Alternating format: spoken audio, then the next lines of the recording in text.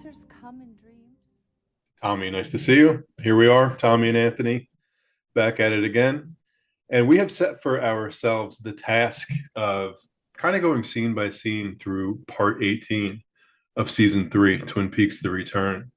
Really going right into that last episode, because that makes sense for the larger picture of what we're doing here. It was nice talking to you for our first chat. I really enjoyed that. So I have been listening to the Mystery Girl album for like the past. So for the past hour, my wife has been. She was right before bed. She normally goes to sleep earlier than what time it is, whatever time it is for you. Imagine that it would be earlier normally. There you go. So as she's doing that, I'm investigating the album that Roy Orbison made before he passed from this portion of the realm, and he makes this record called Mystery Girl. And so it comes out. He dies 2 days after the album is completed. It comes out after he dies. It's one of my favorite records of all time. One of my father's favorite records of all time. And in fact, I would say that this album was played more than any other album perhaps was ever played, perhaps by anyone.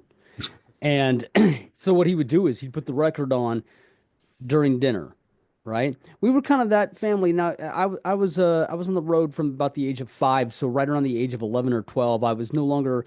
I sort of I had my musicians and my gigs, and I booked my shows, and the musicians were all 30 years my senior at but in any event, but I was always there for dinner, regardless of what the task was. It was just one of those things, right? Like a grand holdover from a fairly long-standing tradition. He'd crank up that Mystery Girl record, dude, as loud as he could possibly get. It didn't matter where we were in the house, didn't matter where we were sitting. That was his thing.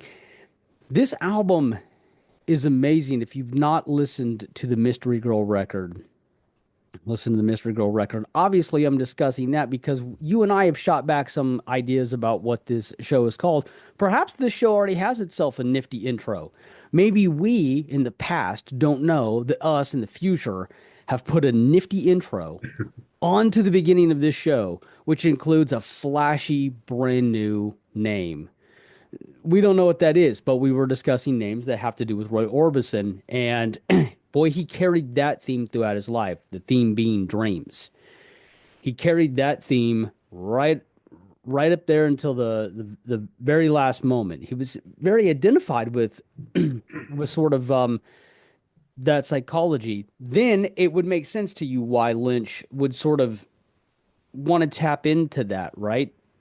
Um, Orbison on his first viewing of Blue Velvet, none too pleased with the way that his song had been used, and saw it again and almost sort of got like, okay, I can see the aspects of where you might have picked up on this in this song.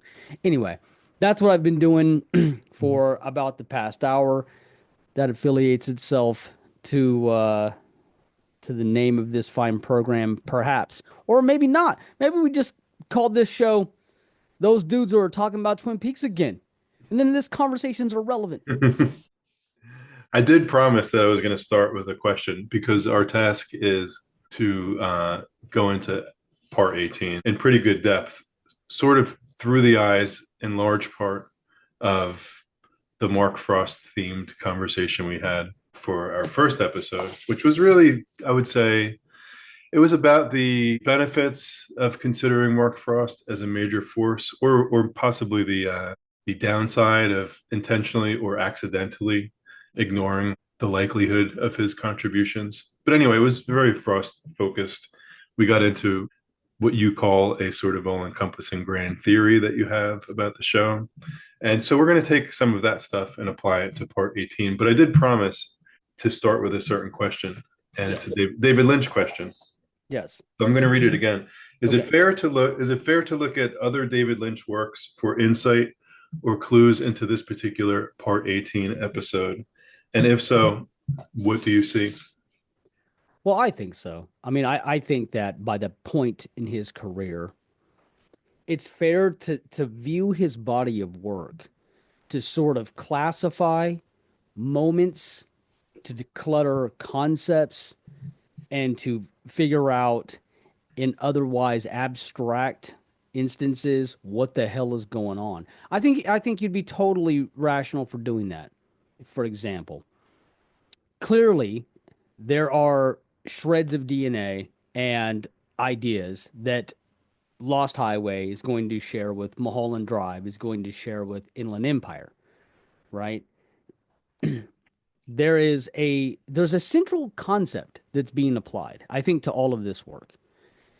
For better or for worse, I don't I think that one thing we can probably all agree on is that we're somehow coming into contact with cognitive disassociation, cognitive fugue, um, mental collapse, or perhaps just unidentified consciousness from different perspectives in this work. I sort of think Lynch's last works, film wise, is a sort of exploration of a person's cognitive disassociation. Why do I say that particularly? Well, multiple identities, multiple ways of looking at oneself, right? The multitude of ways to explore who we are through casting our own aspersions at ourselves through other characters and or just reinterpreting ourselves. But I think that all those things share that. So when you ask, can we look at those works before he goes into what will be his final, you know, his final his final long form work? Can we stare at Mulholland Drive and say, what's the parallel between episode 18? Is there a thing that happens that's sort of like that? Or what's the parallel that happens with Lost Highway? Is there a moment that happens where we go, oh, it's sort of like that? And I think what you're trying to get at, particularly, Anthony, is that you're getting at the way that I framed the revelation of Carrie Page. It's just like that. It's the revelation, the reveal of Carrie Page.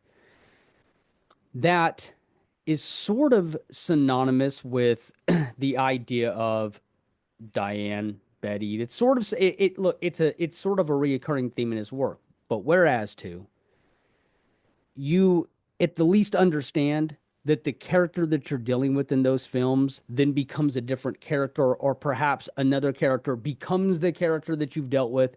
You start to get a grasp of, oh, this is this person's feelings, this is this person's reality, or perhaps this is this person's viewpoint. I think the exact same thing happens with Carrie Page. The only difference is this time it's not handed to you, it's not given to you, it's this person's perspective, but it's still presented exactly the same. The reveal of Carrie Page is handled like a grand reveal.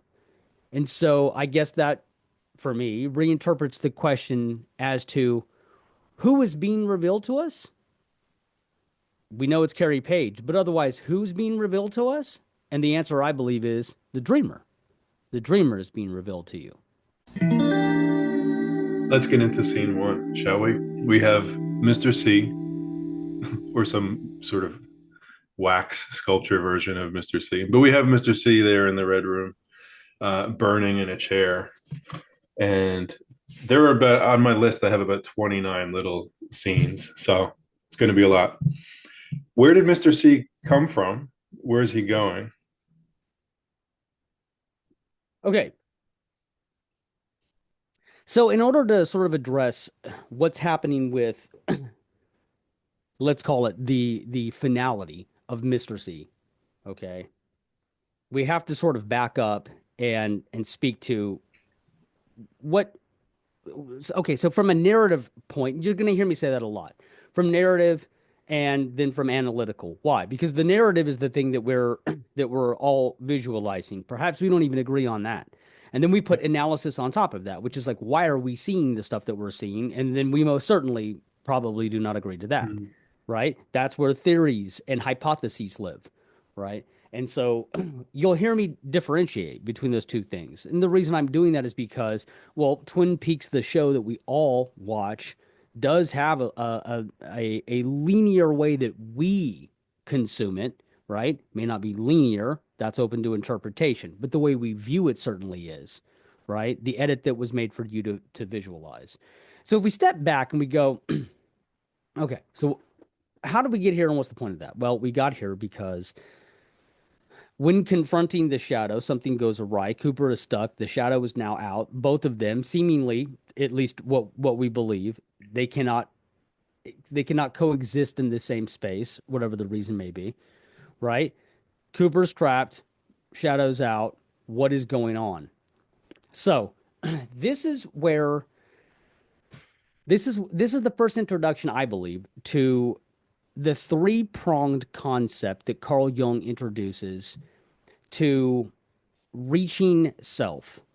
So, if in fact that this place, Twin Peaks, is a psychological drama that's being portrayed in the mind of a young woman, now middle-aged woman named Carrie Page, or dreamer in general, Carrie Page is now going to be squared off with the task. That's where we're starting here. That's why this question one, we sort of have to lay the firm groundwork. She's going to square off against the idea of finally reaching individuation, finally getting her various insides together, complexes, repressions, ideas, concepts, fragments of self, ego, archetypes, all coming together to cross the threshold. Let me tell you what Jung says about this process that's happening. And before you do, is Uh-huh. when you say shadow, are you referring to the Mr. C character as a shadow? And if so, is that Cooper's shadow? Is this the dreamer's shadow? Is this some sort of combination of the two, in your opinion? So in Jungian terminology, the way, or rather in Jungian psychology, the way that you would face off against any aspect of you is not necessarily some direct reflection of you. However, in the three-step process where you do face off against yourself, Jung name drops evil twins and reflections of self, mirror selves, he calls them, that you will face off against, right? Interesting that's inside of there, right? And baked in any event. So Mr. C is representative of the shadow of this person, the dreamer, right? It doesn't have to look exactly, and this is sort of where the misinterpretation comes along because Mr. C is a variation of Cooper. It's easy to assume, oh well, that's the dreamer reflecting on themselves, but that's not according to Carl Jung. That's not what he says. It's most likely that the things that permeate the personal unconscious are actually other than yourself, right? And then you may see reflections of you or shadow selves of you, like if you invent a cousin who looks exactly like you, or Mhm. if you have a counterpart who's an archetype who exists only in like the lodge spaces, who refers to you as a cousin, but acknowledges they look just like you, right? So Mr. C, yes, is the shadow.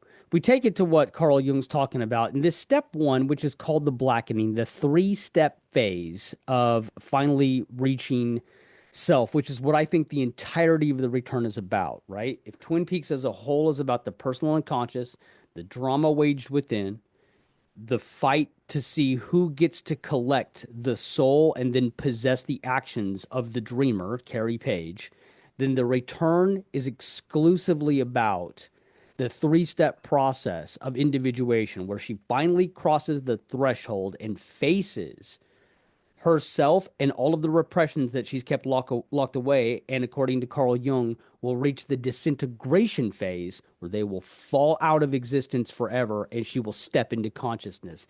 These are literal terms that you can look at. The result is that the ego is overwhelmed by the shadow and assimilated by it. Now, here's a question. That's a direct quote from Carl Jung. Here's a question I posed and I went on the hunt for. What happens when the shadow wins? Does Carl Jung speak to that? So in your question, you're asking, well, who is this guy and how did we get here? Well, let's say that you go on a journey of individuation, and let's say you fail, right? Much like Hawk sort of lays out the ground terms for like you face off against yourself if you do it with imperfect courage, right? Like you're not ready to hear the shit that you don't want to hear. Mhm. If you face off against yourself and you fail, then what happens? And his direct quote is, the result is that the ego is overwhelmed by the shadow and it's assimilated by it. And that's where we come in. But on the scene that you're talking about, mm-hmm, mm-hmm. But in the scene that you're talking about, we have moved on to the blackening phase, phase one of finally reaching self, wherein you will face off against the shadow and you will annihilate the shadow. This was the missing element, I believe, in her first attempt to reach individuation, right? I believe that Laura, as the representative of Carrie, didn't reach individuation because of the fact that she blamed her problems on imaginary archetypes, right? Rather than calling it for what it is. I believe that she will face what it is when she gets brought back to her home later. Anyways, let's keep going.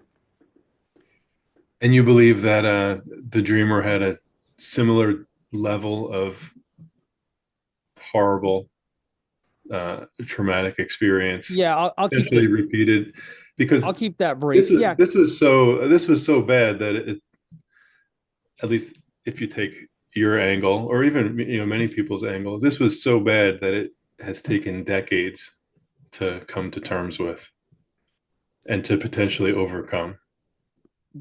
well, I'll keep this short. So, yeah, the reason why I think that there's an emulation of the real life trauma that happens in this psychological dramatized version of events featuring archetypes as the main players. The reason why I think that they're similar is because I think that this is what the battle's about. What are you going to do with this information? It's like the rest of us, right? Like if we step back into like regular world stuff, if you go, you deal with a clinical psychologist, despite who they probably deal with, what they're going to focus on is somehow getting you up to the door to stare the trauma in the face, right? Mhm. That's somewhat immersion therapy, but not perfectly. And then they're going to have you move beyond that, right? Jung is phrasing it like it's a play that acts in your head, right? Is particularly when you haven't confronted it yet, particularly if you're young. But anyway, yeah, just to answer your question, The yeah, the trauma that's inflicted upon Laura Palmer probably, if not almost identically, mimics what happens to the dreamer. It's very close to what happens to the dreamer, with the exception of the murdering, obviously, because that as we'll talk about in Carl Jung terminology, is the sacrificing of oneself to try to reach individuation. It fails and the shadow takes over, and he addresses that too. And then you have to go through the process again, which she does in the return.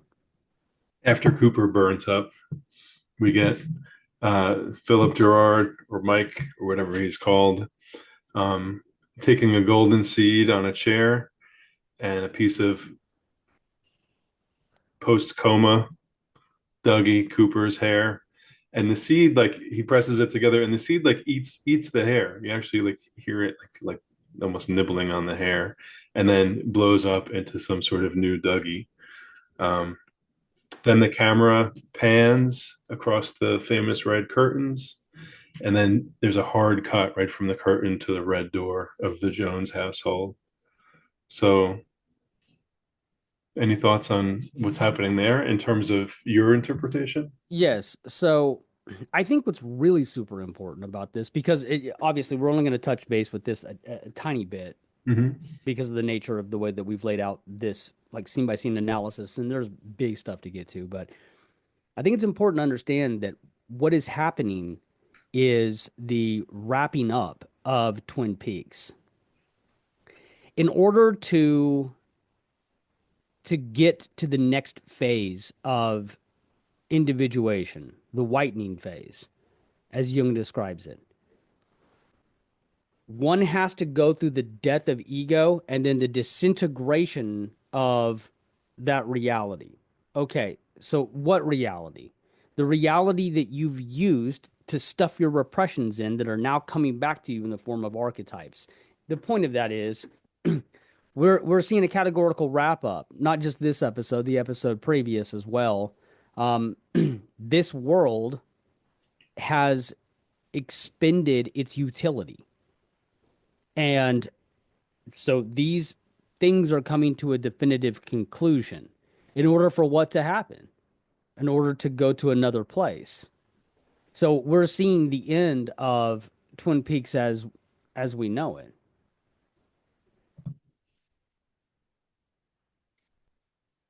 We get Cooper and Laura in the woods. We hear the sound, the famous crackling sound. They're walking. Cooper looks back, and all of a sudden he's empty-handed. We hear Laura scream. Apparently, she's whisked away. The camera does not pan upward; it just kind of stays at eye level, giving us Cooper's point of view. He looks perplexed, and then he looks down and to the left. And when he does so, his face is lit up by like this reddish glow. And then there's a hard cut to the red room. Girard is sitting there, and he asks, "Is it future or is it past?" We get two shots of Girard's empty chair because he has suddenly just vanished. And then we get Girard at the other corner of the room summoning Cooper to come. So I have all sorts of questions there, including like who's Cooper working for? Why was his face lit with a red light in the middle of the woods? Where did Laura go? All kinds of stuff. Any thoughts in general or Oh, specifically? we this scene could be its own episode. This scene could be its own podcast. So, but I'll speak to it in accordance, obviously, to my theory. Though the scene itself works wonderfully, as most Pixians, I guess, are aware. It was originally thought that perhaps this scene would be one of the final scenes, that this would be sort of the ending of the series. And then, sort of famously, Lynch reminded Frost that in the attempt to tempt fate, to tempt the gods, that there would be initial fallout for that. I think that was fine for Frost. I think that it satisfied another phase as far as Frost was concerned. But this must have been early in the writing because everything leads up to this moment, right? Chronologically speaking, the first thing that we see in this return leads to the moment where this plan goes off the rails. And so the fireman has enacted another plan because he knows that this won't work, or at least that's the way that it's read to us. Okay, fine. So if we look at it from the three-pronged perspective of what happens when you individuate, I think it would be it really well that like Cooper has been sent, or what he thinks he's been sent, with the mission that if he undoes all of this, that everything will be fine. He's taking her, quote unquote, home. We speculate that that is the White Lodge. Whether or not he has the information, I mean, apparently he may have the information at this point that she's an emanation from that. She begins from that or something, right? Because that seems to make the most sense to us that that's where he's initially taking her. We know later that sort of the marching orders of what makes home home and what is the point of having to face that will change, and we'll get to that when we do. But it's an okay idea in principle, right? That if he undoes this, the problem is this, Anthony, if he undoes this and there's no confrontation, then she can never truly get to facing against the repression and traumas, making everything, patching everything up, blaming the evil that men do, suggesting that, oh, I get out of cyclical trauma because I blamed an evil entity whose name is Bob. And it wasn't really my parents, and I don't really have to think about it. And that's how your shadow runs amok, right? That's how an investigation begins about, like, well, how the hell did I get here? And if you don't really want to answer those true answers, then your worst self inflicts the cyclical pattern that was hoisted upon you, and that's statistically accurate, but based on what people normally and usually do when they're traumatized that deeply. In this scene, this instigates the going to the other place. So we also see it as like from the narrative perspective that the fireman's playing the long game because we seem to see it that way, right? That he understands that if we pluck her out of time and we change the events of time, the need of Twin Peaks is now nullified. Good. We need that nullification. We need the place that you use your repressions to sort of dissipate, because if now you're going to have to be forced to step into the realness of that of what is your life, right? So either way you look at it, that sort of has to happen. There has to be a fundamental pin that gets pulled for the reason for Twin Peaks to exist. So that's, that to me still tracks. It's still part of this Negredo phase, this blackening phase, that you you face yourself, well, according to Carl Jung, you face yourself in the dark woods in the long dark night. And that's where they are. You face yourself in the dark woods in the long dark night, right? And you in the disintegration phase begins. So here's what they've done. They've killed the shadow, just precisely like Carl Jung's predicting. And they face the long dark night, right? Preparing for the next phase by which everything will start to dissipate, and then we'll get to some of the time thing that happens according to Jung. But yeah, and all encompassing important scene, and you could talk about it from a variety of perspectives, be it the narrative or not. It's great. The question about the red. I mean, yeah, well, there's plenty of Jungian symbiology to go around when it comes to that.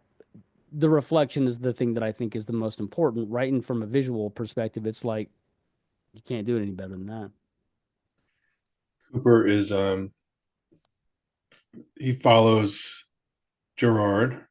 Did you have questions about that? Because if you have questions about that, let's go somewhat into that, dude. Yeah, no, I know. I'm ready to ask questions whenever I have to, or whenever I feel it would be especially beneficial, while still trying to get in a relatively timely manner through the scenes. So Cooper does not have sticky feet like Girard does. So Girard is, sort of walking forward and backward in time. Cooper's footsteps sound normal, which is interesting. They get to the tree. I am the arm tree. He asks, "Is it the story of the little girl who lived down the lane?" And then he doubles down. Is it? Almost threateningly, sort of. Then there's a slow, and the audio slows down too, like pan down the hallway. We're not exactly sure whose point of view this is. It reminds me of a shot in Mulholland Drive that does a similar thing down the hallway, around a corner, and into a bedroom. But Well, anyway, yeah, because it's almost like the outside perspective's point of view. very much looks like that. Feels that way. Yeah, yeah, like the dream you happened upon, right? Like when you're privy to the yeah, yeah. And then we get Cooper and Laura, and this is very famous, where she's whispering in his ear, and he's like, "Huh?" But also during this scene, I never noticed before. Cooper's film, he's filmed in reverse too. His footsteps are now sticky, so everything's happening backward for him. His blinks, are funny looking because it's all filmed in reverse. When she gets whisked away or sucked up upward, he has a very strange sort of looking up, and then a rapid return of his head back to regular position. That's in reverse too. So it's almost Let's be honest for a it's second. almost like she's descended in real, in regular speed, and then in reverse is like If us. you or I, either one, had been asked to film a scene in the Red Room, let's not lie about it. You couldn't help yourself but to over accentuate things because that's how you view it. You know what I mean?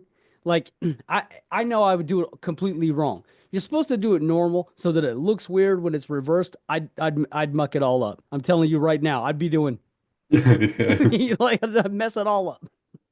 It's cool, but this is like one of quite a few times in that environment where Cooper is, I don't know, sometimes almost looking like he's on a autopilot version, or just something is a little bit off. And in We this case, briefly in this case, it's the reverseness. And then right after this, by the way, he goes back into forward, like sort of non-reversal affected speed. So so we've talked about this on moment. the fact that he's reversed in this little moment. We've talked about this moment before. I sort of have an idea that somehow these are more pure iterations of the archetypes themselves. Now, they are still serving the function of this particular psychological drama that's playing right now. And perhaps the next psychological drama that plays out, they'll be characters of a different face with different, operative manners and things like this. But something something tells me it's Laura. It's Laura. Her role in the lodge is to be a lodge entity. She's not necessarily right. Like she operates like other lodge entities. Now you're pointing out suddenly Cooper is operating in the same way of a lodge entity, right? Different in his reactions, perhaps, right? Not as comfortable, not as oh, this always happens, right? But still, and so when the chronology is messed with, or particularly here when the construct of time is messed with, I think it's because a variation of this moment always occurs for these archetypes. Perhaps it's something like self-defense mechanism and ego, right? Or like or anima and animus at their height, but somehow they're very much trapped in this moment forever. They default. Maybe it's better to say this. They default to this moment. They default to this thing until they are redeployed to do the things that they're supposed to do. Very much so, Cooper is deployed for his own various actions, right? And it seems weird to us. It's like you were in Twin Peaks and then you were not in Twin Peaks and then you walked back through the thing and now Twin Peaks is dissipated and what the hell is going on here? Mm. Who's to suggest this doesn't happen all the time? Where the deployment of that archetype is sent for whatever marching orders that they remember or don't to serve this narrative purpose to the subconscious in the dreamer to individuate, right? But this moment seems to like to live the secret moment, the kissing moment, the moment of that entanglement between the two, right? Which is perhaps like dead accurate, perhaps like quantum entanglement, but that thing between the two of them seems to exist. That's a default that they go back to. I find it interesting too. I find it interesting that suddenly that he's capable of existing in a lodge type of way, right? Yeah, and if I'm not mistaken, that's the shot that ends the entire series. Like, Right. so we do Right. that after the very end. But let me move And us. and hold on, Anthony. And it's more than just because that's the shot that got him into the series, right? Like the reason why they could be there is the I'll see you again in 25 years. More than that, it's like yes, this is the default thing that they fall back to. These two when their slates are even more blank, when they're less themselves, when they're more just archetypal in principle, something like that. Interesting. Cooper enters a new room. Leland is there, very distraught in a chair. Find Laura, he says, of course, very famously. And what a wonderful delivery. There's a ringing sound, the famous ringing sound. Yep.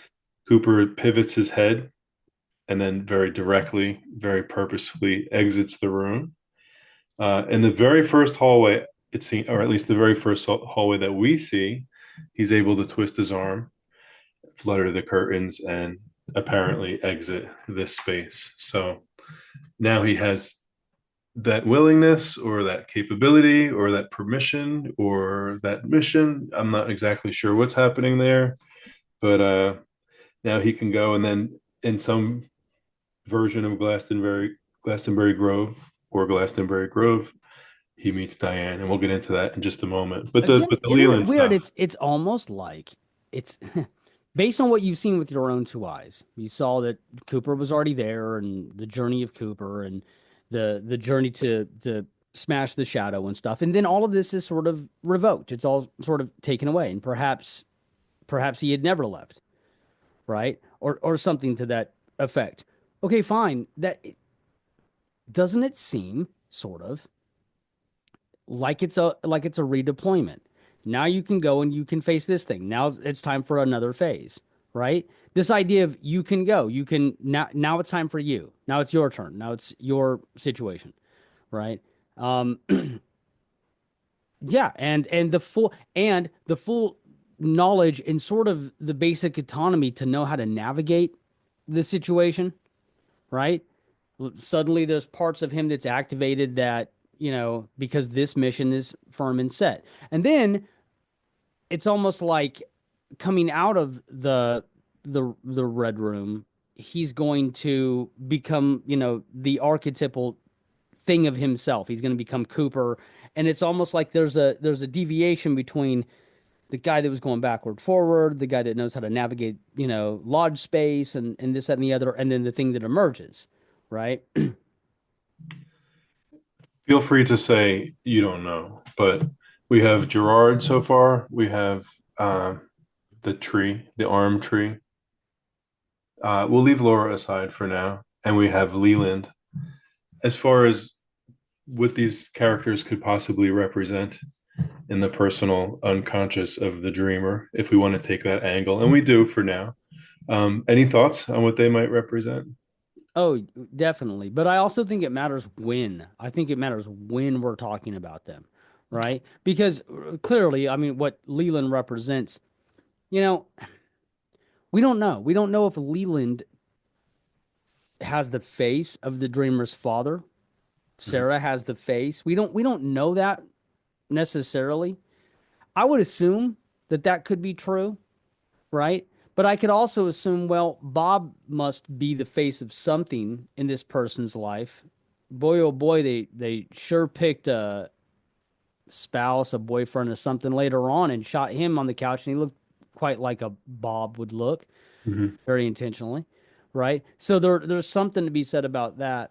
But the function that Leland serves initially, I'm not positive that it would be exactly the same at this default place, this middle ground, right? But I do know that his basic assumption is to speak to Cooper as if the same things that they always have to do are the things that they have to do, right? So find Laura, right? That your that's your marching orders to tell him. His marching orders is to do that. That's as far as that they know. But yeah, in terms of like representation and what they mean, if we're talking about, if we're in the middle of talking about season one, what does Leland represent in the chasm between like who's supposed to protect you and who does this, and your um your need to uh your need to create excuses on their behalf in order to even be able to exist, because the real knowledge to face that true repression would crack everything about you. It would be a destruction of ego, as Carl Jung calls it, right? But that's necessary. The destruction of your ego is necessary. You're not supposed to pretend, right? But anyway, to answer your question directly, I think the representation of these folks now is different than other times. The one that I think befuddles everybody, I've never heard anything that comes even passably close as a right on the money theory, is Philip Girard slash Mike slash man from another place slash no one really has an extremely credible answer for this. Slash one arm man slash shoe salesman That you can slash understand. You can understand the one armed man being media that informs the television show Twin Peaks that plays in the dreamer's mind. Because Twin Peaks is set up like a piece of media, a soap opera, right? With its hyper real performances that none of these actors would ever do in any other series, by the way, right? That's not their acting style, right? That is a decision to be hyper real actors like on a soap opera. And then David Lynch goes as far as to tell you it's a soap opera. You're like, those are interesting words, you know, for a primetime show. And media informs the soap opera. A soap opera inside the soap opera informs the soap opera about things that might happen or have happened in that soap opera. Like media so, informs it. so one of the things we're learning with my question here and your response to it, which is very interesting, is that we're not going to necessarily get different characters in this show representing clear, sort of classically defined archetypal elements Oh, in oh the. yeah, yeah, yeah. No, we can go. No, we Well, can that's do what I'm that. asking. Okay, we can do that. We can lay out like there's some that I could, there's it's irrefutable. Like Yeah, and I for one think it's good. I think it's more interesting if we don't have a necessarily a one-to-one Well, match between the. okay, that there's a lot of truth to that, and I don't think that Frost went so crazy as to, because you can name every single archetype. The list is incredibly vast, and then they start to careen, right? All Mhm. of that's true, but I don't think that that's necessarily what Frost is out for. But sometimes he is. So, for example, a perfect like representation of a Jungian archetype named by Jung just come to life is the wise old woman, right? The log lady, and what she functions as, and what she does, and her cryptic ability to sort of forecast. All of that is built within the wise old woman archetype. Let me read you this. The father as destroyer. Jung described a form of the father archetype that becomes devouring rather than protective. Instead of nurturing, the role becomes the site of psychic collapse. And the archetype turns negative, the protector becomes the predator, and then yada yay, right? But there's also a case to be made that Leland is serving another function. He's serving a metaphorical function of the what is it called, the child who doesn't they don't want to face integration, right? And so they act out their worst impulses. And so there's that too, because so much of Twin Peaks is the circle. It's the completion. It's the numbers of completion. It's the warning that if you don't deal with your problems and you don't truly face them and then move beyond them, that you are doomed to repeat this cycle that has you in its grasp. We're all in a cycle of sort. What cycle are you going to be in, right? And so much of Twin Peaks is obviously, I mean, with the amount of circle necklaces that we get throughout it, so much of it is based on cyclical patterns. But yeah, we can look right to things that Jung has said. The father as destroyer is one of those things. The child self, frozen and fractured. So, yeah, I mean, there's plenty we could look at. But again, Without getting too bogged down, any thoughts on? And I know you said a little bit, but any thoughts on who Girard might represent, even if it's not a one-to-one match, and also maybe more interestingly, the man from another place, or now the tree from another place. so the man from another place is more like a wizard type character, but Girard, I, with big air quotes, Girard, um, because you know my various thoughts on that, and we can get to those. I guess that doesn't play well when you actually have a podcast. You need to say said thoughts, but Girard comes across as what would classically be defined as the Jungian trickster, right? Particularly because the trickster has like magic overlays and uses magic and discusses it and stuff. And so we know this to be true of let's call him let's call him Mike, perhaps, right? Because Girard is such a fractured character. The fact that Girard, and you could name drop Girard, exists and he's in the Black Lodge and he's a character that somehow acts as Mike Yeah, that is not Mike. He is listed in the credits as Girard, but Girard is a shoe salesman yeah. from down the way and a well-to-do guy. All of that is a crazy collapsing of self, as a crazy collapsing of identity. What their true purpose is to declutter it. I've floated some wild theories about the Mike and Mike. I think people are off about the arm thing, but anyway. Well, on that line, we get Diane. So as soon as Cooper leaves, she's there. And let me get the dialogue. Cooper, she asks Cooper, "Is it you? Is it really you?" He says, "Yes, it's really me, Diane. Is it really you?" She says, "Yes." We get a dissolve of the red curtains, presumably the entranceway or the exit way to the red room. Um, then they end up in the car, and the car gets shaky as they reach 430 miles. Uh, he says, "This is the place, all right." It's clear, like they were destined to get to this place, or this is where they were determined to go. He says, "Kiss me. Once we cross, it could all be different." My question for you is, cross what? She seemingly hesitantly at first, and then eventually says, "Let's go." So uh, they do cross. All of a sudden, it's a night highway. It's looking very Lost Highway. They're in the same clothes. They arrive at a motel, and we'll cut it off for there. For now, for there. Uh, if you want, you could take on the archetypal version of Diane or the archetypal role of Diane, or really take this anywhere you want. Well, one of my favorite things to point out here is it's the idea of Diane in general.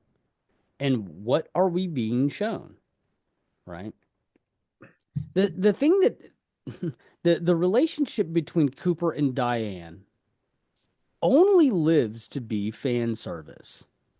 Very obvious, very pointed, very elected fan service. It's fan service in the middle of a show where fan service can't possibly exist. Hey, everybody, look at that. It's the two people from Blue Velvet. There they are. Now, why am I saying that that exists? I mean, because, look, you in the past, you've said, well, I mean, he could just prefer certain actors. That totally accurate. And normally, if they were going to be cast in something, they would follow the natural trajectory that you've been along with, even if you're thrown wild curves. But the natural trajectory here doesn't apply, right? Because suddenly there's a romance between these characters that you would so associate with the romance because of other characters. What the hell is going on here? It's as if media has informed the characters here in the personal unconscious. There's a case to be made and another theory to be philosophized on when I have deeply researched it and I'm ready to credibly attack it, that the dreamer is a David Lynch fan. When I say that, I don't mean that from the idea that they've seen Twin Peaks. Clearly, that could not be the case. That is external to this universe. But I am making the case that, Frost, he when he was out pitching the idea of what they were going to do, he said it's going to be sort of like Peyton Place meets Blue Velvet, right? And isn't it just like Mark Frost, this Jungian, to kind of go like, well, if this person can pull from the media that they've seen, right? Like The Fugitive and Hollywood films, and, look, if they can play that game, maybe they like Blue Velvet, right? Is it so incredibly far-fetched? Sometimes I think we see shot for shot things that Lynch does, like a Lost Highway thing, that kind of stuff. Not just because he has an overt interest to do that, but almost in a homage to self sort of way, right? It's so on the nose you have to ask yourself like, "Whoa, why did that even happen?" You know that I know that was in a piece of artwork that you did. You know that I know that that was a scene in another thing you did, right? So when he's being overt about paying tribute to other directors or other films or names that he uses from stuff like that, we all go, oh, okay, he's paying tribute. So what happens when he does it regarding himself, right? I think that there are things in there where it's very possible that the dreamer has encountered David Lynch's work. Anyway, we talk about Diane and the function that's going on there. So they reach essentially the number seven. They reach wisdom, right? Sort of in the if we put on our numerology hat for a second, we'd say that enlightenment, right? Headed toward completion. So what is this enlightenment that they're reaching? And that is they've crossed the threshold, and Twin Peaks is a necessary function is no more. It's now gone until Mark Frost gets his hands on it, and then he elects to tell us all about how people don't remember Twin Peaks anymore, and isn't that a ball of wax to open? But as David Lynch once said, that's not my Twin Peaks. Cooper goes in to book the room. Apparently, the night manager is there to set it up. They do get room number 7. In the meantime, Diane sees another version of herself staring at herself. And then that version disappears. And Let's talk about that for a second, Anthony. yeah, Let's talk about that for a second. So, phase one, the blackening, is now over. Okay. The blackening, where Carl Jung talks about you facing off against the shadow. You have to destroy the shadow so that you can at some point reconcile the shadow. But step number one is to, you don't deny the shadow. You don't deny the things that happen. You don't sacrifice yourself for an ego death and then the shadow gets to survive. Your ego death will come when you faced off against the shadow, the blackening, and then everything will dissipate that was. Okay. It's also important to note that in that, he says that shadowy and blackened and charcoaled figures will come to you. Shadowy, blackened, charcoaled figures. And what do they represent? They represent your repressions. So, in and of all of that stuff that's happening that you can sort of track, we're going to the next phase. And for the next phase to occur, that phase is called the whitening. And in that phase, this is the three-pronged phase of your final reaching of self, which is what I think the return's about. In that phase, anima and animus are going to attempt to collect, but to first do that, you have to suffer the ego death, and so everything dies that was, right? Okay, so let's talk about that from a practical point. What does that matter? Okay, so all the shit that you think you are that's holding you back, you got to let all of that go, right? You got to get past all of that. That's the practical way of talking about what Jung goes on at length. But what he's getting at is you got to let all of that stuff go. The identity that you have for yourself, that limiting view, you know what I mean? You've got to kill all of that in order to now reach this next phase, which is, okay, if you're nothing, if you've got nothing, then the very basic infrastructure of you has to then move forward so that you can now face the final battle. Okay. So in doing so, it almost kind of looks like they've been here before. It almost kind of looks like this is a process that's been attempted, right? It's time folding on itself, which again, something that Carl Jung predicts in this process. Time will begin to fold up on itself, but that's more so in the reddening. When you see that scene, did anything jump out like the first time you saw it? And she comes around the column and they're looking at one another. What was the first thing that shot through your head? You this have is no idea where it's going, right?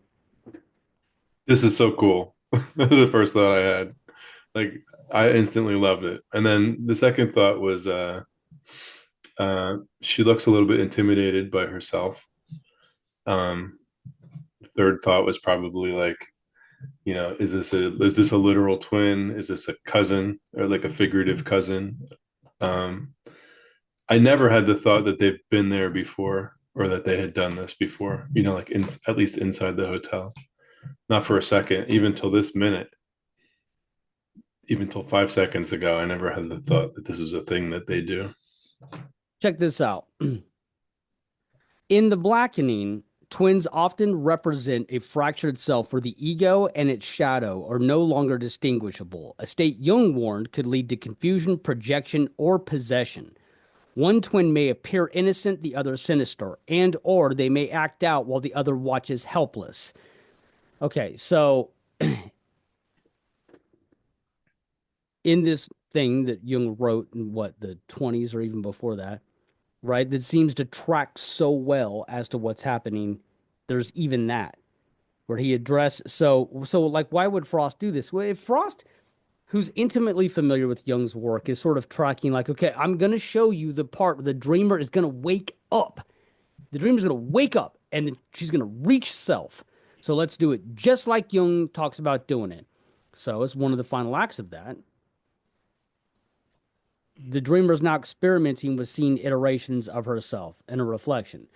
Back from a narrative point, when I first saw it, my first reaction was how little either one of them seemed to be completely freaking out at this moment, Mhm. right? How plausible this was. Maybe trepidatiously so, but how plausible the moment was nonetheless, right?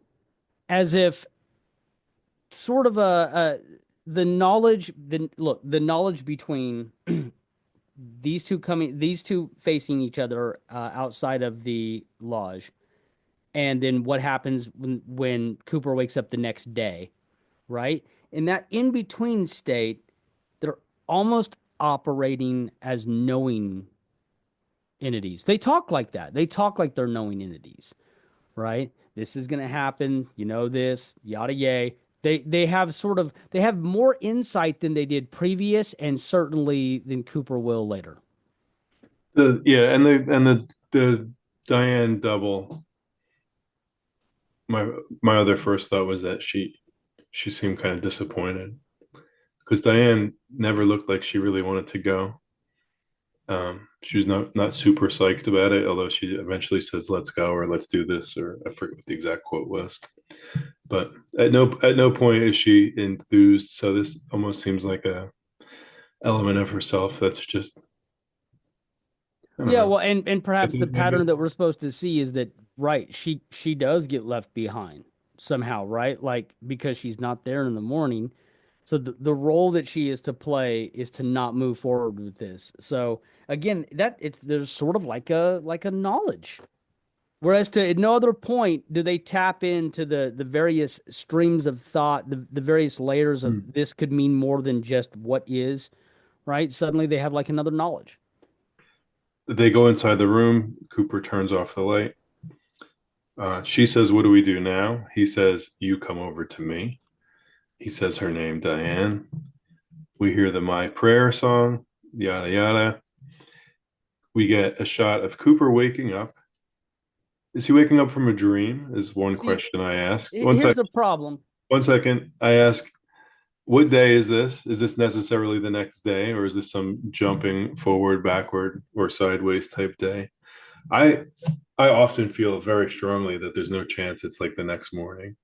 It's just a scene placed, you know, right after the previous. That's an incredible idea. Before you get to that, and we are going to get to that, I gotta say that these sex magic people don't know what they're doing.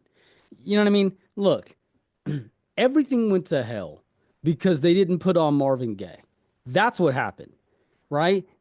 Look, everything would have played out way different, happily ever after. No scream, nobody knows what year it'd have been fine. You put on Marvin Gaye, let's get it on, problem solved. Yeah, put it on some invisible jukebox. Yeah, well, listen, James didn't need an actual band to have a band start playing during his damn song. As far as I'm concerned, Cooper can whip up some Marvin Gaye.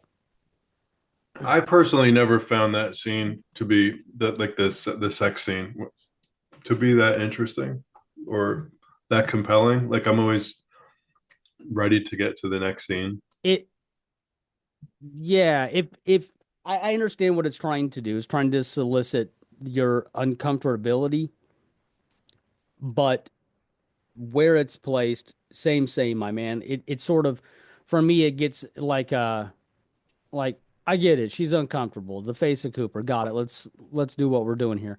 But also, when you're first watching it, you have no idea. You know, you're faced with yet another double, and you're faced with these. Now suddenly they have like knowledge of what's going on. You think you're gonna watch the plan unfold that the fireman has brought forth. You have no idea that what's coming is going to leave you completely empty and vacant of any thoughts or what the hell is happening, right? So when you're first watching that, yeah, of course you want to rush through that thing. But I guess it's important though to note there that there is a level of ideas that can be retraced back to theosophy. Um, Famously, the ideas of sex magic would not be cornerstones of theosophy, but if you trace them back, you'll sort of get to those concepts. So, yet again, this is Frost sort of putting those things forth. And then he's going into that in the secret history Put that in the books. of Twin Peaks, sort of let you know like where his mindset was when writing these scenes. So I'm wondering if Cooper's waking up from like a dream within somebody else's dream. But he leaves. We get a long shot of a tree, maybe some type of sycamore tree, as Cameron Cloutier has hypothesized. I think maybe in good fun. Cooper pulls out of the lot, and the camera lingers on that tree. He, of course, is in a new place, a new car. It's a new day of sorts. It's definitely a different hotel. So I just don't see how that could be the same continuation. So that's an interesting thing that you've come to. But on the other hand, Cooper is confused as to all of this. He acknowledges the difference in things. At least we sit on his viewpoint long enough to register an acknowledgement. He doesn't seem to relate to the letter that's been left. He calls the names aloud as if he's unfamiliar with these people's names. He doesn't understand why he would have Richard's letter, or at least there is a feigned confusion. What I think is occurring here is I think that much as Twin Peaks is a soap opera with elements of like the buddy cop genre and things that were popular of its time, media of its time informing that psychological drama. I think that this psychological drama, this world we've been dropped into now, has more DNA to cop shows of its time. So that the disgruntled, worn out agent wakes up to his wife leaving, right? And he is moody and he will act in haste, and those types of tropes are found like on The Wire. The Wire begins in a very similar way, with a cop who's road worn, who's losing his wife, right? So there's sort of now this, it's not the real world. A lot of people, they hypothesize, and then Jody throws them into the real world. They have to find Judy, but they're in the real world now. Are you saying all the Twin Peaks esque stuff was a young, like a child's subconscious running wild for multiple decades, I guess? Well, And now there's a different leading story, so to speak. yeah, not because of the fact that it's childish or what have you, but yeah, because of the fact it's a young girl. It's a young adult woman by the time that she offs herself for ego disintegration purposes. But yeah, what you and you can kind of see that, right? You can kind of see that in the behavior. You can kind of see that. But also it has to do with what the media that you'd be informed with around the time anyways, right? Soap operas were just absolutely parody of shows.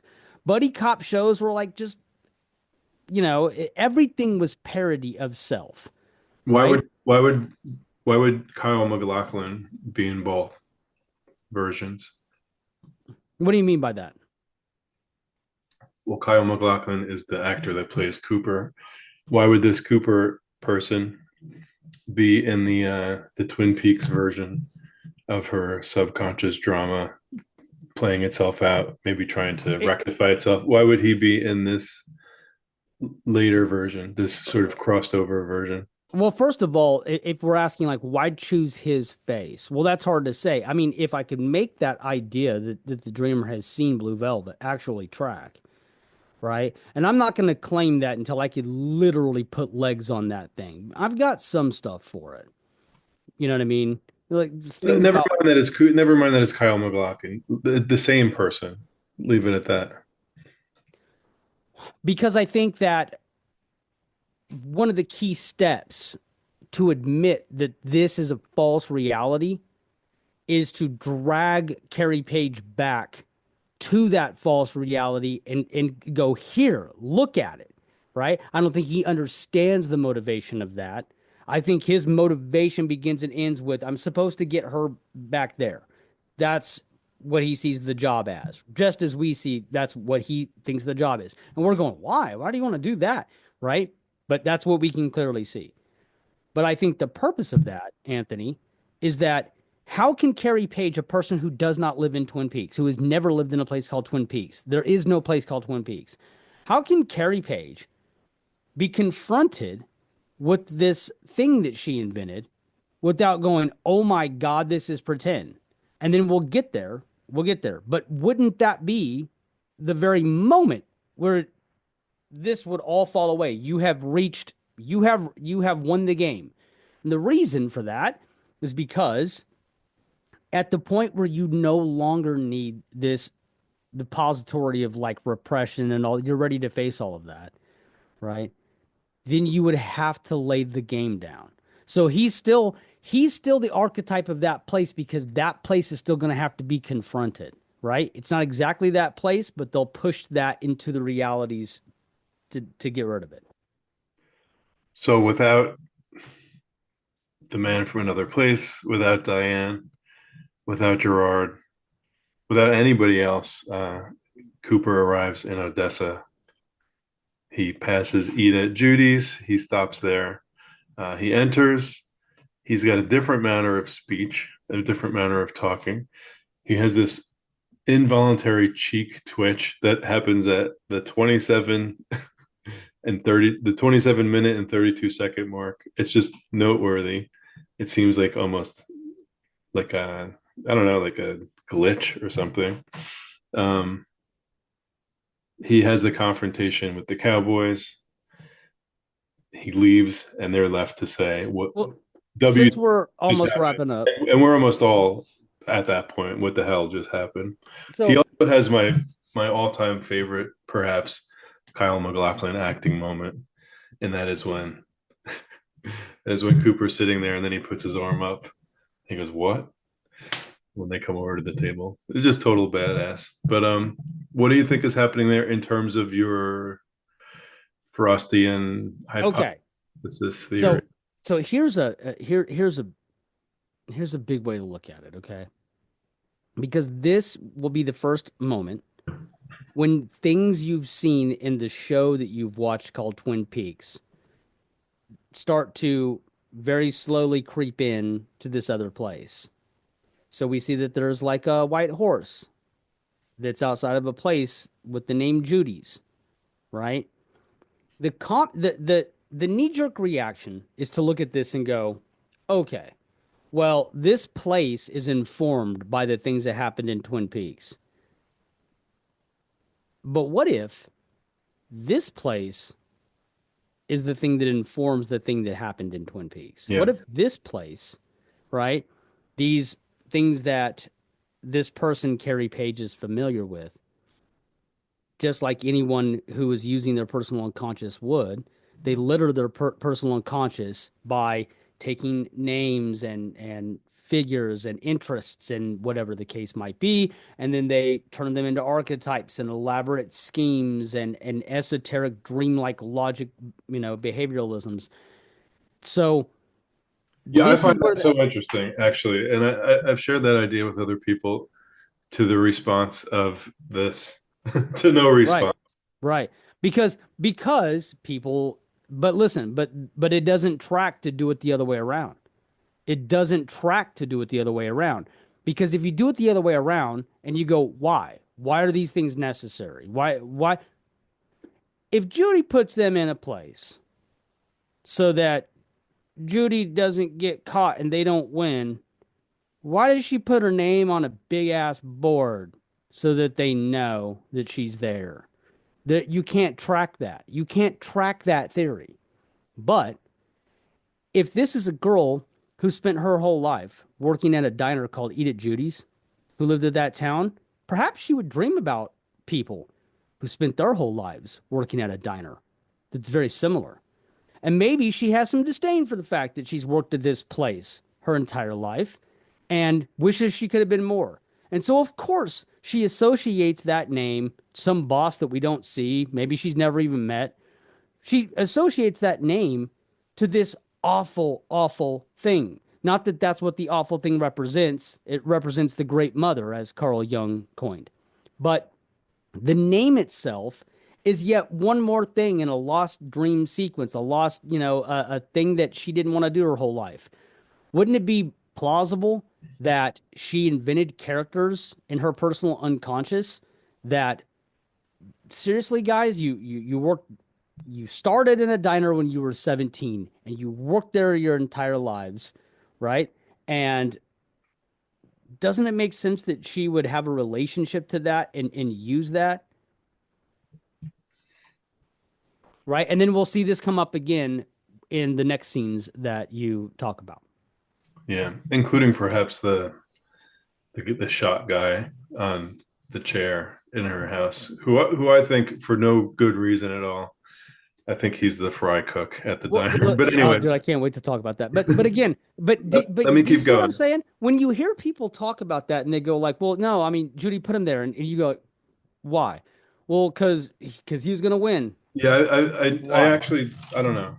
Judy as a entity with intention is just something that never meant anything to me.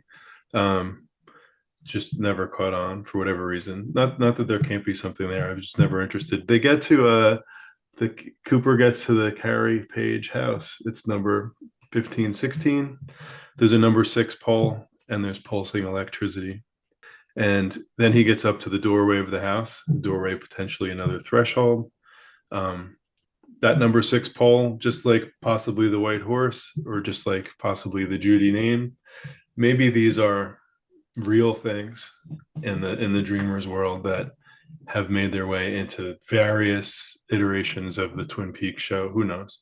I know, Right, because I know if you you would do agree, it one way, but it's why are you so fascinated with this poll? If you yeah, do it that one way, you cannot come to an answer. If you do it the opposite way, no, these real things exist in a person's life and they show back up in your dreams, just like the real person you, right? Because I don't know about that house, man. I don't know if that was her parents' place before her or whatever the case might be, or she's been yeah. familiar with that And house. that crunchy electricity is just it's such a cool sound. And sometimes I think when you hear the electricity, classically that's thought of as possibly entities are traveling along that, but it reminds me of some sort of mental synapse firing type thing, like something is happening. Right, and particularly when you're creating new pathways, right? So there's something to be said about that. But hey, look, for both bad and good. Yeah, When the destructive behaviors train themselves, or when the dopamine receptors get, in either way that you look at it, that's true. I'm I'm prone to that. I'm prone to believing that David Lynch would have said he would have called it consciousness or the field expansion. I think, right? I don't think he would be cool with our terminology. Um, he sort of developed that portion, and then Mark Frost gets involved later on for the return. But how do I think that Mark Frost would have justified that? Yeah, like a synaptic response. Yeah, very much so. they I'm going to speed up a little bit. um he calls her a girl, not a woman. I think you're a girl named Laura Palmer. You very much. What? Why do you? I've heard you say that before. Tell me why that sticks out to you so much.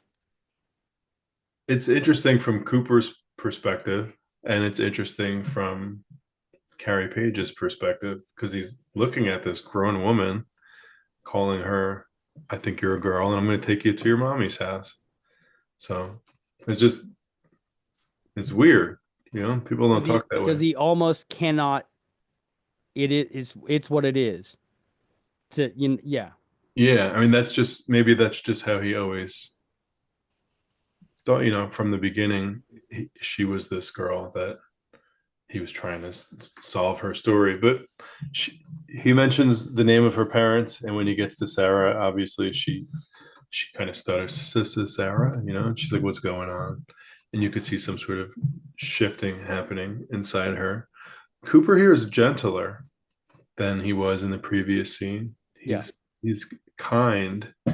Uh, he says, "I need to take you to your mother's house." He goes, "It's very important." He says, it's difficult to explain, like the whole backstory. She also has a similar line. She's like, I got to get out of Dodge. It's a long story. So it's interesting that they each have this long story that they're not going to get into details over.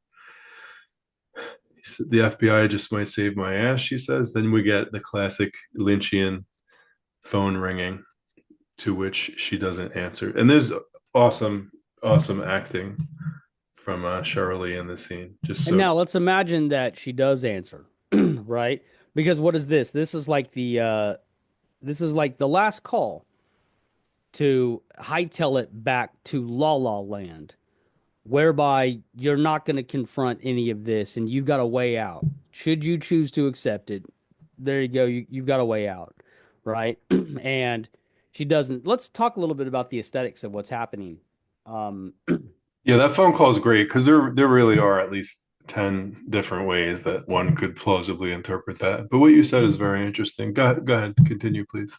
Well, I mean, even in the story, like if she takes Yeah, the call and somebody needs her to go someplace or they recognize that she's home or whatever the case might yeah, be, now one is stuck in the situation, right? So even if you don't look at it from a metaphorical perspective, that is very plausible to be true. yeah. And or she doesn't want to be gotten a hold of and she's trying to get the hell away from people, so she don't want, the right. But if she does take the phone call, certainly things change, right? And so it's like the last ditch effort. But if we look around the stuff that is occurring. First and foremost, the way that Carrie Page is presented to us is a ta-da, very much so. That's the way it's presented to us, right? This is the thing. When I first started to look at it, I'm thinking to myself, Carrie Page has a backstory. Carrie Page knows who Carrie Page is. Carrie Page has a life that's lived. How do we know that? People are trying to get in touch with Carrie Page. There's a dead guy on the couch. That actor was told that he'd been there for 3 days.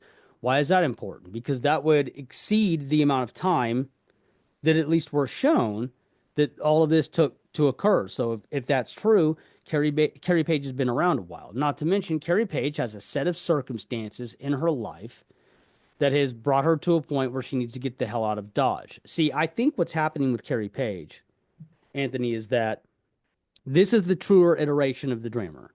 And this is the effects of not confronting oneself early on. She probably didn't have access to ways to confront this stuff. And so she played out a cyclical trauma like was inflicted upon her.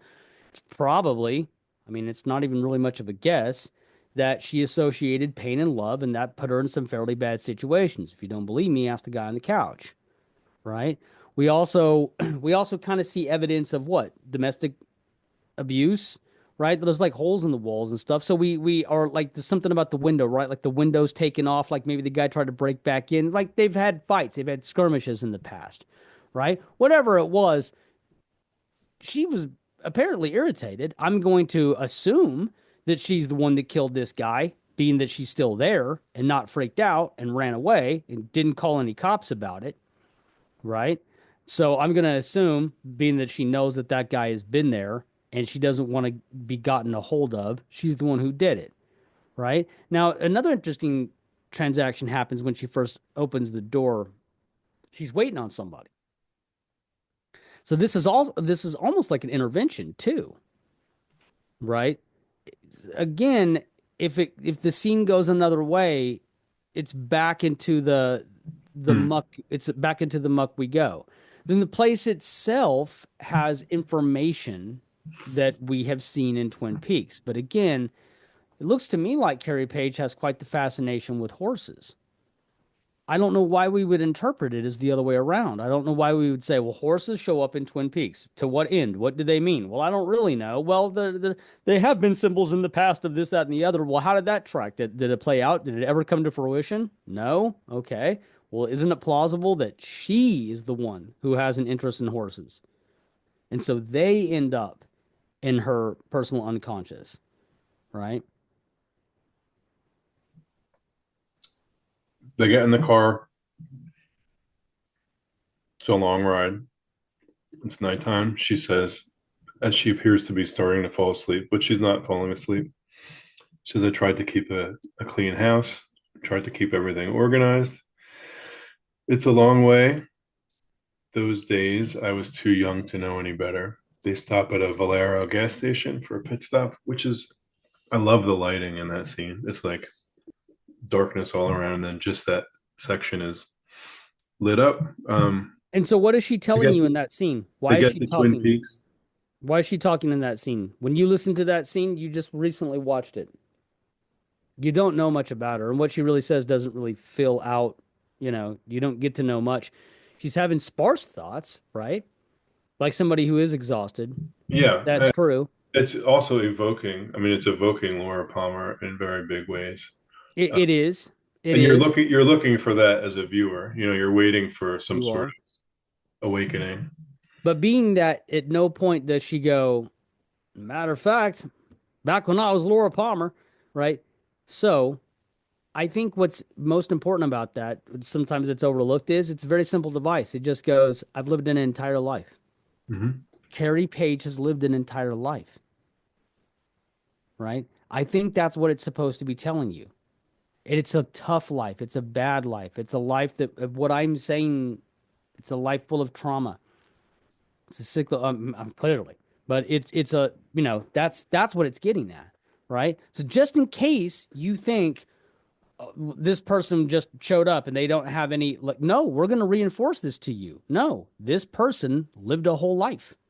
Carrie Page's life. Yeah, or Laura Palmer's. You know, or that's No. This is Carrie Page telling you about Carrie Page's life that she believes actually happened. Now, I yeah, don't I think that. understand, but everyone watching that for the first time is assuming this is some version of Laura Palmer. So when is assuming that this is a dissociated person, or not everyone, but this is Laura Palmer with a different name, with a different outcome. But then we see in multiple ways that it's not. All the way from the people that had the house that she supposedly lived at, and on and so forth. So But what's the purpose of that? The purpose of that is that the dreamer is not Laura Palmer.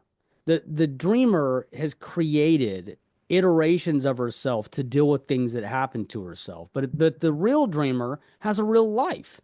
And that life shares certain very sad elements with the thing that she constructed so that she could put herself not necessarily on trial, but she could definitely litigate the situation. And that's all part of the psychological drama that reaches self, right? Because all indication says none of this is true until all time folds on itself. we get to Twin Peaks. It is not a ghost town, as far as I can tell. It's just nighttime, but there are absolutely businesses that are still open. It doesn't look like the beginning of the leftovers, where all of a sudden people have just vanished. Um, we get to the 708 house, the classic Palmer household. They go up the stairs together. There's some great acting. We meet Mary Reber's character, who identifies herself as Alice Tremond. She says they bought the house from a Chalfant, a Mrs. Chalfant. We get the name of the episode as Cooper utters to her, "What is your name?" He identifies himself by the Cooper name as an FBI agent.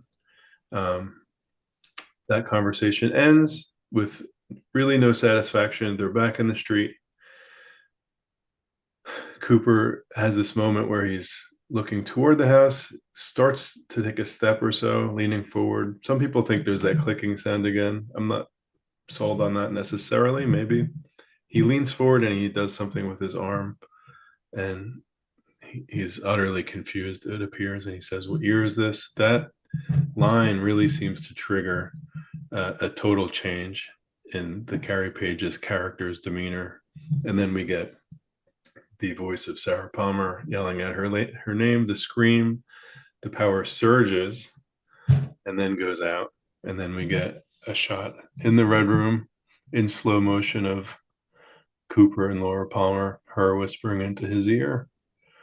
And that's it. So, in terms of the prongs of the individuation process, we are now at the reddening, um, or what's called the rubedo. In the rubedo, the opposites are joined. not in thought, but in lived wholeness. Time will cease, a confusion will begin. The color of red will signify the beginning of the reddening, like the blood that's on the wall from the guy that's on the couch, as the two will be joined, the opposites are now joined to reach the final version of self. It is the return to the world, but now To interrupt, transfigured. but I would think if this was such a thing that was happening, we would get a little bit more of a with the show so filled with red. I would think we get a little bit more of a red cue. But anyway, go ahead. Well, I think what Jung's talking about is there's only a cue of it, and then what happens is it's about the transconfiguration that's really important, Mhm. right? So what we've done is we spent the whole series basically in the blackening, right?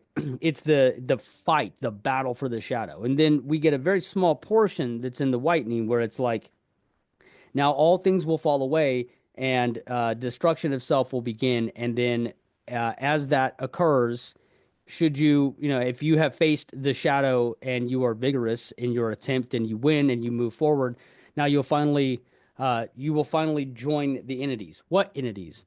In this case, it is Laura and Carrie. Because for Carrie to recognize that the events that are they literally contradict the circumstance that she finds herself in. I think for the purposes of this, let's call this a dream. Now, I don't think it's really a dream. I think it's a disassociation, but easy enough. We understand dream logic.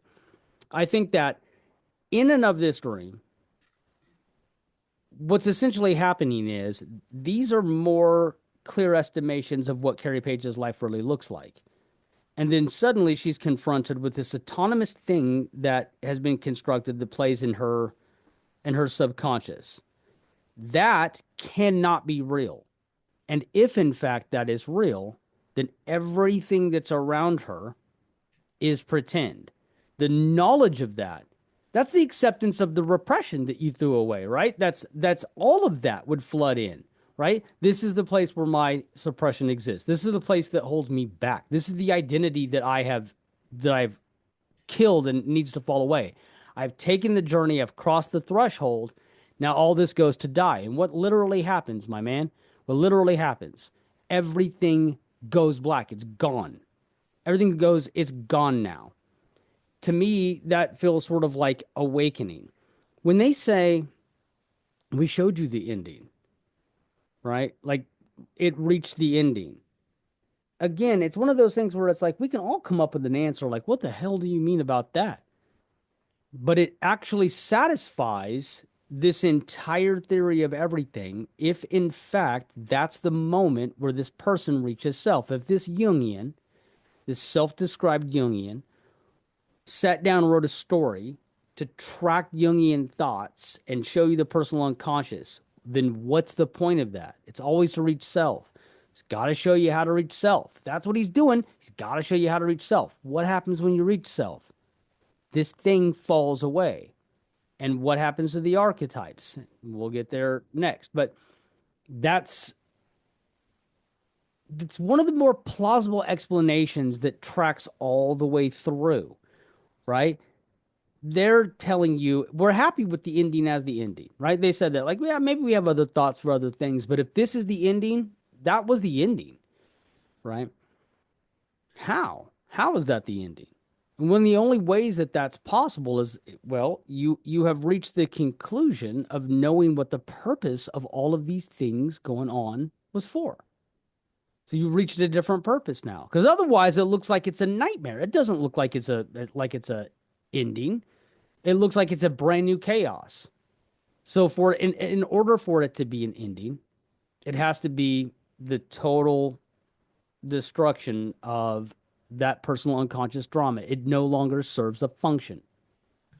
And everything goes away, including the Mary Reber character, who archetypally would be serving what function, or maybe representing which element.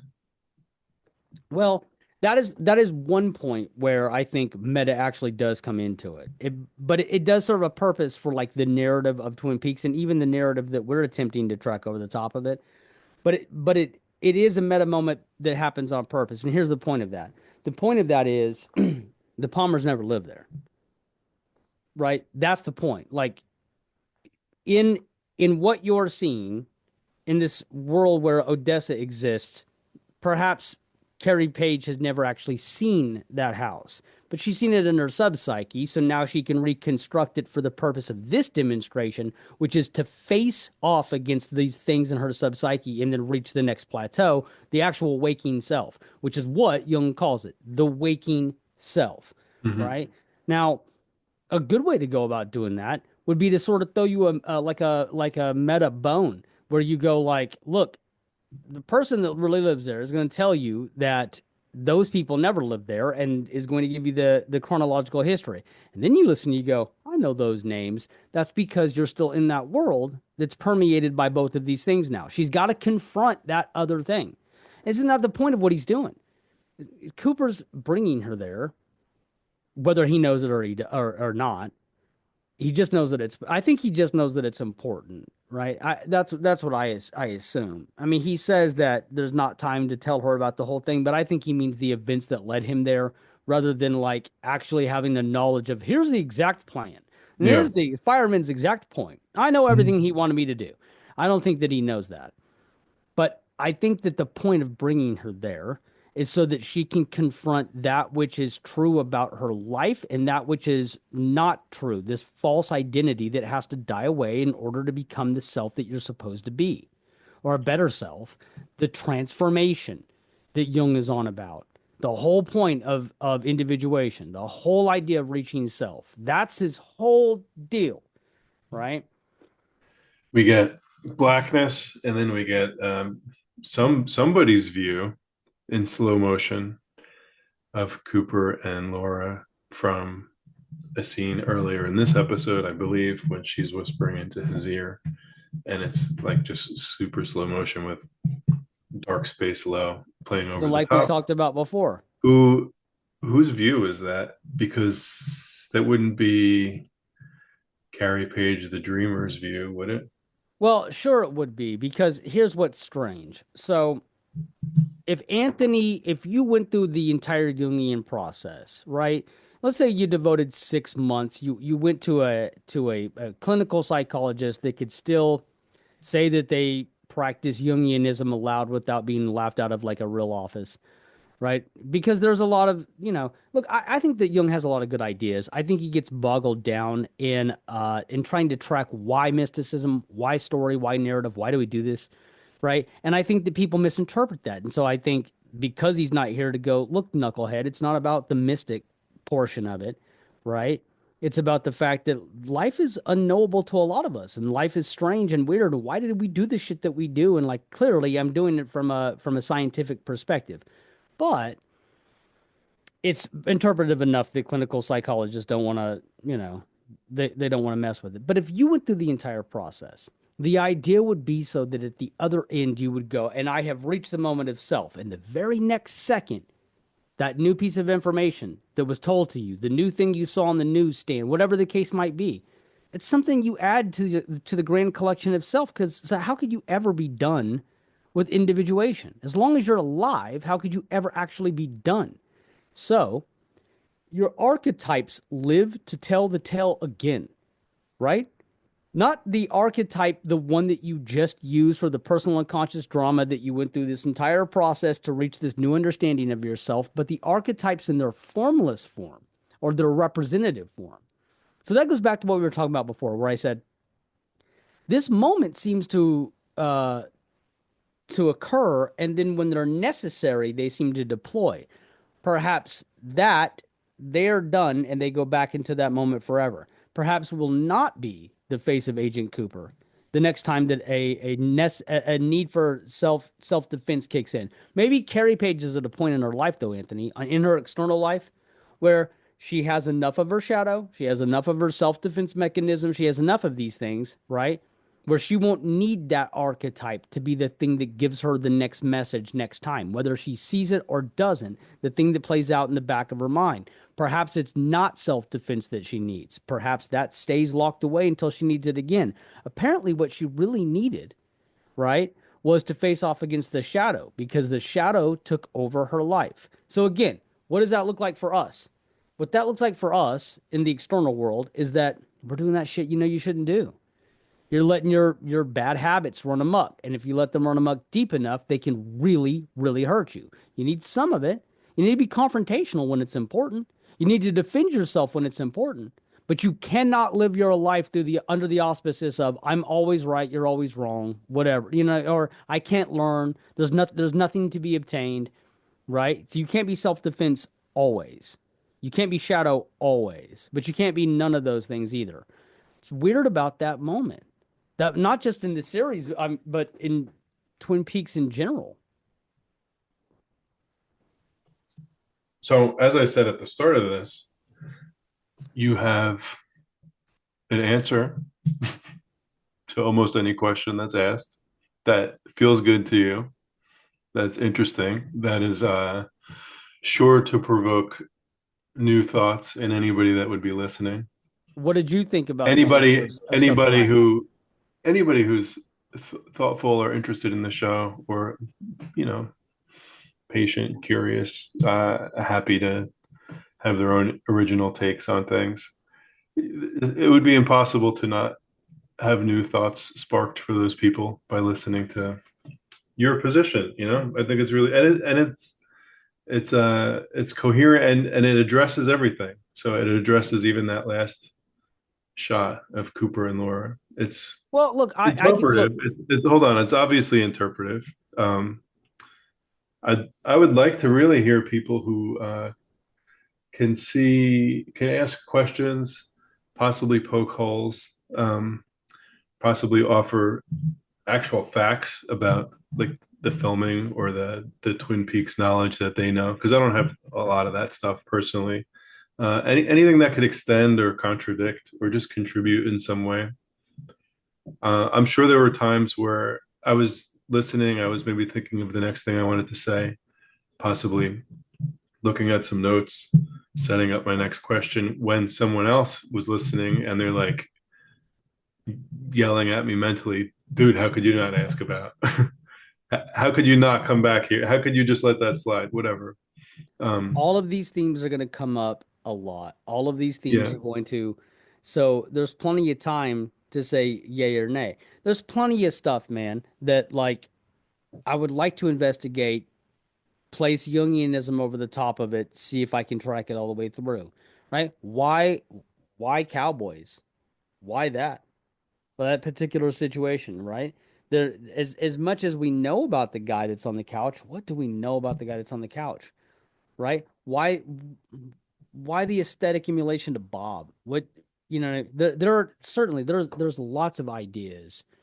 You can give an answer to everything, but in terms of look, I think what's important is when you develop a theory of everything, the first thing you got to do is this. You got to make sure that like I've spent significant hours placing this theory on top of most things. And then when I research something I'm unsure about, I'll be damned if the answer doesn't show up. If it's not satisfying, though, then I'm not done. So there are big places, big characters, where I don't feel like I've gotten a satisfying answer yet. They're not so crucial to the central theory that they destroy everything else fundamentally, right? But perhaps they can. In any case, when you develop the grand theory of everything, whether you go with it's Vedic mythology and this is how I can show you exactly how it is, or whatever case you want to go, it's actually about time and chronology, and this is how things are happening at the same time over the top of each other. Whatever your theory of everything is, it has to be able to track forward and backward. You have to be able to at least stick it on top of everything and go, this is a way that it can be plausible. Twin Perfect did that when Twin Perfect offered his theory that the entire show was meta for the sake of being meta, and it's actually making a point about how bad television is. it didn't track all the way through, but at least when he applied it over the top of everything and then started to go through it to say how can we make this thing stick? As far as I'm concerned, that it didn't stick very well, but um, that's what you've got to confront. Something's gonna be jagged. Yeah, well, Something's my two questions for you to close out are question number one, if Mark Frost said this guy's crazy or this guy's really onto something, would you want to hear anything from Mark Frost? And question number two is, what do you see as a sensible next place for us to go in this long and winding discussion? okay. Well, number one, look, we're doing this because our conversations were interesting to ourselves, and we figured we might as well press record because we found other conversations so interesting before we started doing it anyway, right? And, I worked tremendously hard for years, to try to assemble notes and thoughts and concepts and really go through, because this is not the first theory I tried on. And this theory mutated along the way to finally get enough of what Mark Frost had said to go, okay, I think we can, since he continues to tell us that there are things that he leans on to construct ideas and characters, and since there are things that he said that no one really talks about, like calling Bob a psychological metaphor, right? I think that we can apply those things, right? Your second question was about where to go. I think that we could do more of a Carrie Page deep dive if you want to. If you want to sort of stray away from that for a while, we could go back into the early seasons if you want to. Um, it's interesting to talk about how Jungianism can impact something like Fire Walk with Me, when in fact Frost didn't write that, but of course he developed the lore at the very beginning, and so I think it still tracks, but that's just me. I think he then has to retroactivate a lot of things to make it fit later. Yeah, Or we could just one do a thing I'm scene. curious, excuse me, one thing I'm curious about is if people would not want to really think about your theory because there's an attachment to Cooper and Laura specifically. There's an attachment to the Twin Peaks landscape and characters, and especially there's an attachment to Laura Palmer's history and trajectory and story. That to say that this is that the all of this is figments in somebody else's imagination would be almost too upsetting to even want to linger on your theory. Do you think that tracks at all? I think Then I would say that's that realistic. then I would say David Lynch is probably not for you. I would say that if your issue is how you get to position yourself in the conversation of somebody else's character and whether or not they have autonomy, David Lynch is probably not for you. Because the truth of most of what's happening is it is from a psychological position in somebody's framework, and for you to pretend that you have verifiable evidence that you have pinpointed whose framework that it is exclusively without doing extensive work, and that it doesn't turn out to be some third party. I don't see that. Even in Mulholland Drive, where by the very end, there's yet again another hallucination that leads right to the death, right? So that sort of takes away whether or not you've actually seen the realist iteration of this character's life. You've seen a close approximation. Oh boy, how that is exactly like what we just got through talking about with Carrie Page. We're talking about a guy who's already done this before. Now, I'm talking about the Mark Frost version of how he could have gotten to that, but Lynch is no stranger to these themes. I also think this. I think when people start to they use these phrases like, well, you're taking away the character's agency. The character doesn't have any agency. The writer who wrote the character has agency. The character doesn't have any agency. Even when you are told that you're allowed to play with the characters however you want and make them mean whatever you want them to mean, that's perfectly fine. And how nice of them to do that for you. That doesn't mean that there's not an answer. That doesn't mean that they didn't have motivations when they wrote the material, right? And I know what you mean when you say agency, but This is not about agency. It's never been about that. It never has been. In fact, what it looks to me like in a lot of cases is that Lynch is very on about predeterminations. Lynch is on about fostering a sense of reaching a specific fulfillment, right? But anyway, in the creative process, you have the agency to interpret, and you're more than welcome to do that. But this concept that it somehow nullifies the art, it enhances the art incredibly. Think about how many multiple layers of things would have to be in on a theory like mine if in fact Mark Frost starts from the position of let's show the personal unconscious. What a difficult task that would be to set about to do, right? And then in the most ironic way, the whole damn thing is about somebody reaching the ultimate sense of agency. You just don't get to see it, right? Our next episode will be about the ending of The Sopranos. Absolutely, it will be. My theory is that it's a dream that Carrie Page had Yeah, because she passed by this restaurant, right? And she saw this girl who was doing a horrible job of parking. And she came up with this whole idea. And she had a talking fish, apparently, right? This is all the recipe that you need for this series right here. I just said it, right? See, we missed our golden opportunity to do the Sopranos show when the actual see, here's the problem. Luckily for the Twin Peaks community, right? We haven't got to the point yet where like McLaughlin goes, okay, here's my Twin Peaks podcast. Dude, we're all done. All of us are done. That's when it's over. Because you got the Office podcast and the Sopranos, like cast doing podcasts and all this shit, right? yeah. Then You all of got a sudden you get Severance cast. The Mark Frost podcast on Twin Peaks. We're done. Oh, that goes back to the other question about what would I want him to.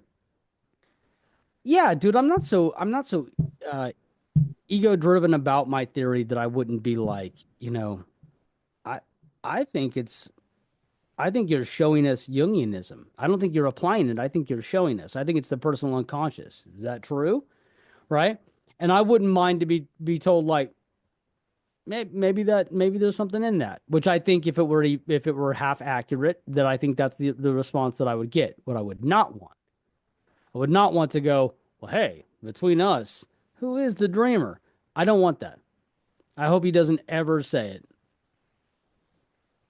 Would you be okay with him saying this whole thing is barking up the wrong tree? Absolutely. And if that's the case, then we can stop right where we are, right? Because I've been invested, dude. I've been totally invested in people's theories, going along with them tick for tack, and gotten to a certain place where I just went, no, and it was done. I'm not going to, I like the host. I like the people who are presenting it. I really want for them to be onto something. I want to feel like I've discovered something. I'm not going to just get past the hiccup that doesn't make any logical sense to me to go, nope, I found it. My guys were on that's it. That's what it is, right? And I think we've seen people in the past who have done that, and I think they split the community with those decisions. A theory like this splits the community, and it most certainly does because it's even more controversial. Controversial. It's even more hard to wrap your head around without having serious reservations than calling the entire show about bad eggs, right? I'm curious to hear some feedback to see if what you're talking about feels like major stretches through the eyes of listeners. Like specifically when I ask about certain characters and if they're representative of certain things in certain ways. I think those are hard questions to answer. And Well, I uh, would say this before people need to take this into consideration. When we talk about representations and why characters in Twin Peaks are representations, you're going to go with that are not representations. And you're going to have to satisfy the universe that you're claiming is built to be real that holds no bearing to anything that's real, right? James cannot perform a song with a backing band that doesn't exist in real life. A soap opera cannot mimic the actions that are happening to the environment that are happening, right? But these are representative of things, media particularly, like musicals, like 1950s musicals, like the 1950s movies where a guy would grab a guitar and suddenly start singing. That's informed by the media, right? A show that's talking to the show is informing the person that the show in their head is talking to them. That's informed by media, right? Everything from the names that are being used to the bad guys and what they mean, right? So if it's so obviously informed by media and representation, I mean, I don't think that we're at a point where I can't logically, um, I can't logically have a conversation with somebody who would tell me that Twin Peaks is not about representation of concepts that are happening. I just can't. I can't even logically be in that debate. Brainstorm what you want to talk about next, and I'll do the same. And I will say that I would like to talk again. So that's a pleasant thing on my end because I really wasn't sure before we started this. I've been out of the Twin Peaks thing for quite a while, and I'm just kind of working my way back into it. I don't want this. I don't want this to have an outsized role in my life. It's fun. It's interesting, but I can't take that like obsessive route right now. The next episode is going to be about a very special Twin Peaks cryptic crossword that somebody I know recently constructed, and you are going to solve it with the help. No, it is not. You want to hear me struggle to come up with anything and sound ridiculous in the process? That's the one right there. That's the one where I have no idea what the hell is being talked about. Yeah, I'm going to have to edit into these discussions a couple little breaks, a couple little clue breaks as we go through. But anyway, that's for another time. Tommy, nice to see you. Likewise, my man. I guess I'm off to bed because I have to be awake at 7 o'clock in the morning and take kids to school. Same here. All right, my man. All right, dude. We'll talk soon. And for anybody that's still watching or listening, thank you very much. See you next time.